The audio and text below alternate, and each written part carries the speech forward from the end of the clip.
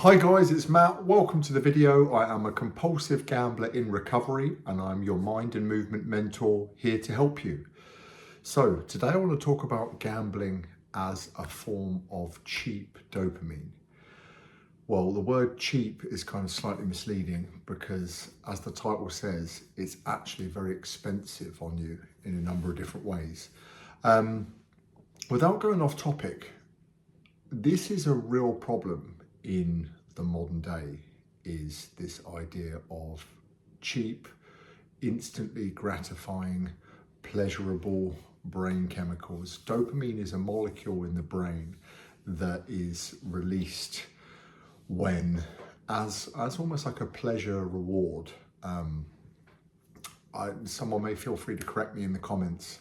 I don't have a scientific background or a real deep understanding of neurology, but it is pleasurable in the sense that it is released in the brain, that there's a level of feel-good factor associated to.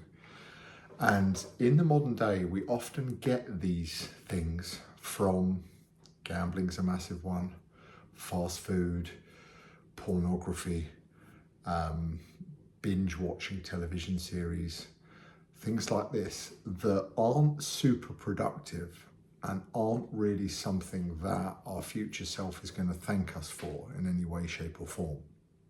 With gambling, for me, it was always the anticipation.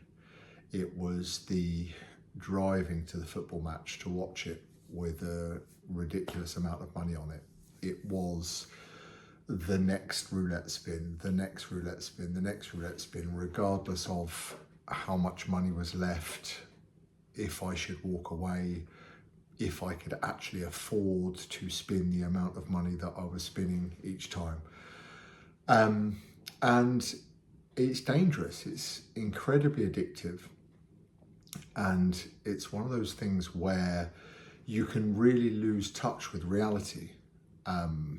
Because other things, normal things, inverted commas, normal things, feel almost like a waste of time.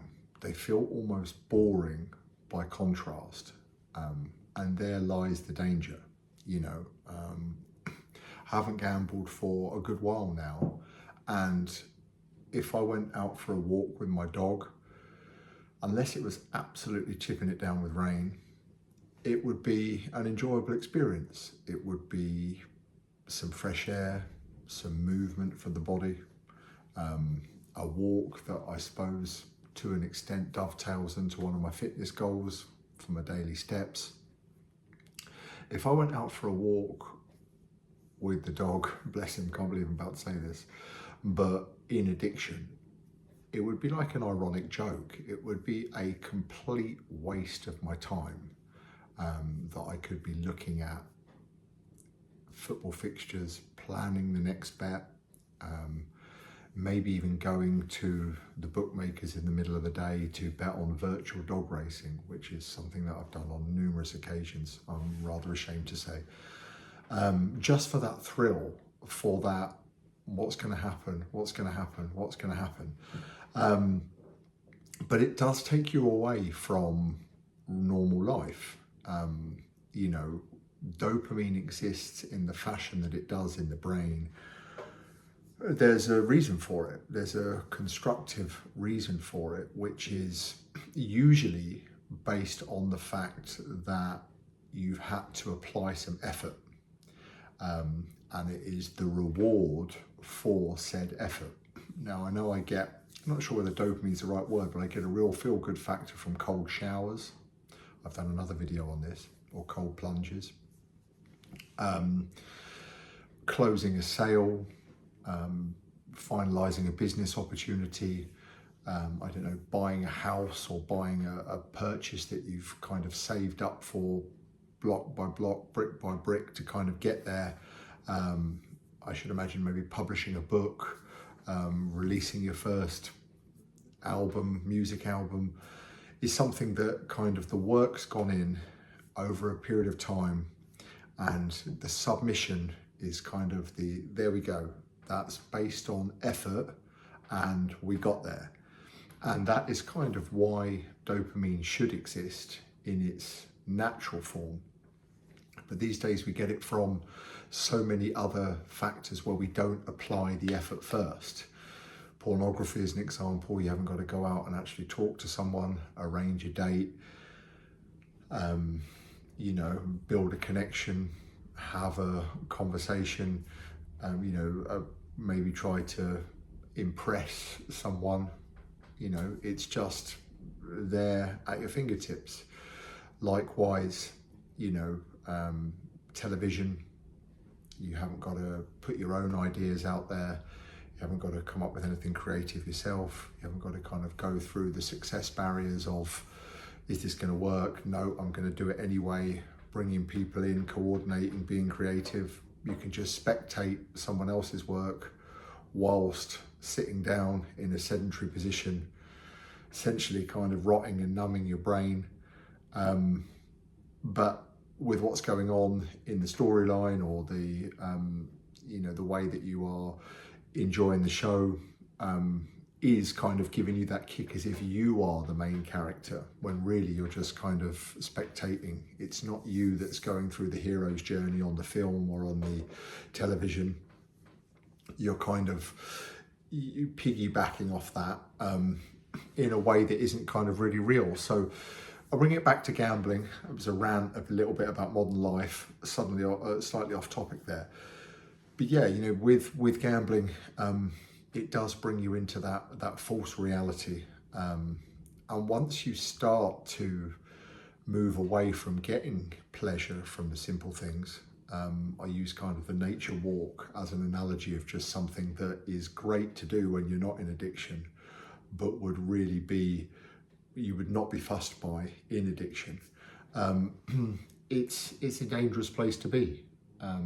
Because the nature of addiction is that you are just looking for the next hit of dopamine from the wrong sources, and you can't really win that game. You can't, doesn't matter how much you stake, how frequently you bet.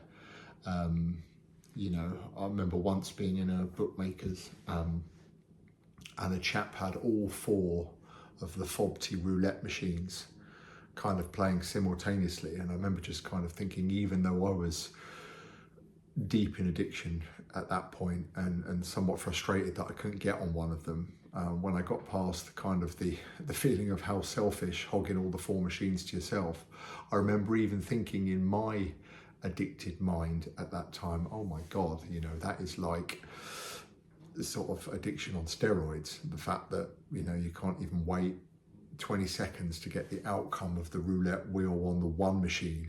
You've kind of got to ratchet that up, so there's almost kind of one coming in every 5 seconds. You're just kind of simultaneously kind of increasing the bets and kind of almost like a piano player kind of working across these 4 machines.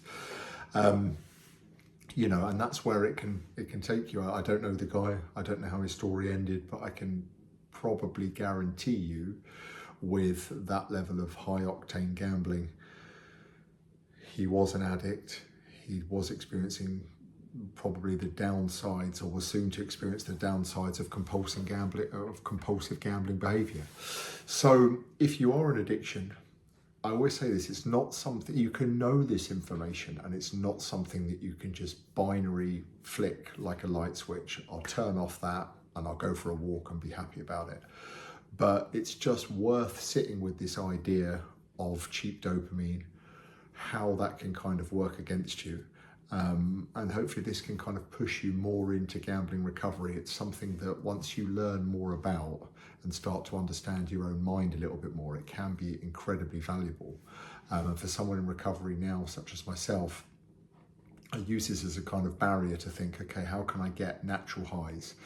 Can I eat well? Can I exercise frequently? Can I do cold showers? Can I push myself with my career, with my content creation, whatever it be, to get those natural sources of dopamine? Because that is really where the win is. That is where the satisfaction, where the fulfillment is, and how I'm going to get kind of high off life in the right ways rather than how I used to do it. So Hope that makes sense. Feel free to comment with your experience of this kind of thing. And like I always say, I make these videos for the person who is a younger version of myself, who would have liked this kind of abstract thinking and access to this kind of information when they were in addiction that might have made life a little bit easier for them.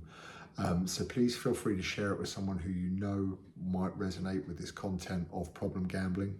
And please like and give me a subscribe to help me support the channel and reach more people. And I will talk to you in the next video very, very soon. Thanks for watching.